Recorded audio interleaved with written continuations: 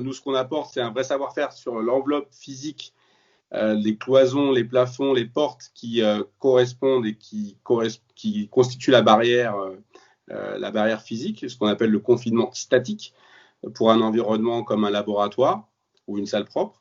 Donc Daggar assure, je dirais, le premier niveau de protection de l'environnement intérieur ou extérieur selon le cas.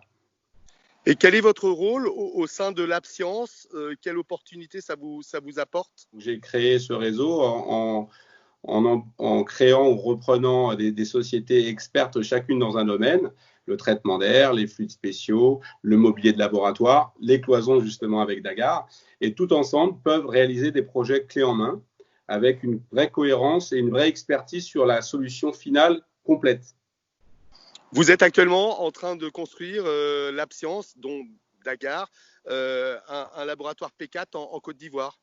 Exactement, c'est un exemple typique où la complémentarité des différents métiers nous permet d'apporter une solution complète sans oublier les différentes interfaces entre chaque métier et avoir un résultat global qui soit à la hauteur des attentes, puisque dans un laboratoire P4, on n'a pas le droit à l'erreur. On manipule l'Ebola, par exemple, ça sera le cas en Côte d'Ivoire. Et évidemment, il faut assurer la protection des laborantins et des chercheurs à l'intérieur du laboratoire et surtout éviter que le virus Ebola puisse sortir de ce laboratoire. Donc, il faut avoir des compétences, évidemment, dans le domaine de la cloison et du confinement statique, mais également dans le domaine du confinement dynamique avec tout le traitement d'air, tous les systèmes de filtration, toutes les barrières qui vont empêcher le virus de sortir par mégarde ou par, je dirais, maladresse.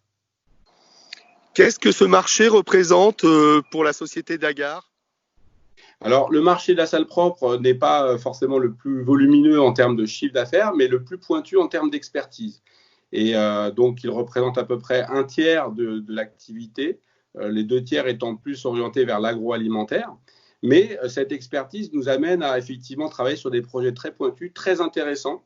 Et comme nous sommes, je dirais, constitués de personnes très curieuses et très techniques, en fait, c'est ce qui fait aussi le charme de notre quotidien, d'être sur des sujets hautement techniques, hautement sensibles, et qui donnent envie, je dirais, à nos ingénieurs, à nos techniciens, de travailler sur des sujets de pointe. En termes d'image, c'est plus important d'un point de vue notoriété que réellement financièrement, même si ce sont des projets très coûteux. Oui, il faut savoir qu'un laboratoire P4, il y en a une trentaine dans le monde.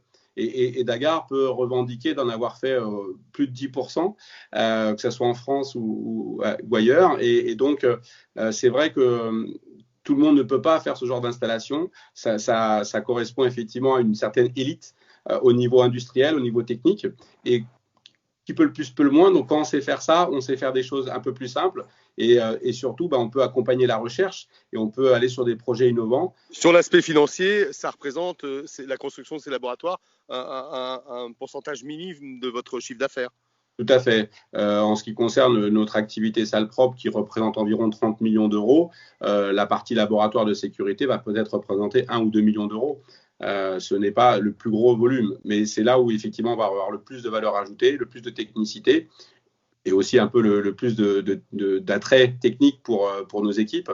C'est une fierté d'être sur des opérations de ce type-là, surtout lorsqu'elles concourent à trouver des vaccins ou à trouver des méthodes de soins ou de protection pour les personnes.